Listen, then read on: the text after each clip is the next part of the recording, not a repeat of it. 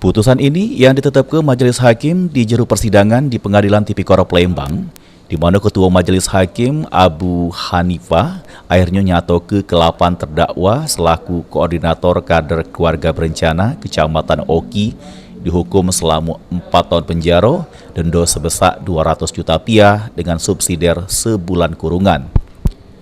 Putusan ini ternyata sama dengan tuntutan penuntut umum di jero sidang sebelumnya dengan hukuman selama 4 tahun penjara, denda 200 juta rupiah dengan subsidiar 3 bulan kurungan.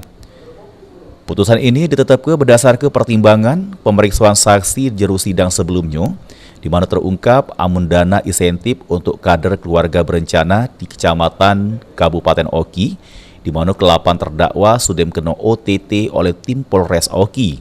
Jero kasus ini, Majelis Hakim pun tetap ke-8 terdakwa sudah bersalah, terus ngelanggar pasal 12 huruf E Undang-Undang RI nomor 31 tahun 1999 tentang pemberantasan tindak pidana korupsi, sebagaimana telah diubah dengan Undang-Undang nomor 20 tahun 2001 tentang perubahan atas Undang-Undang RI nomor 31 tahun 1999 tentang pemberantasan tindak pidana korupsi junto pasal 55 ayat 1 ke 1 KUHP pidana. Sri Febri Andi, PAL TV.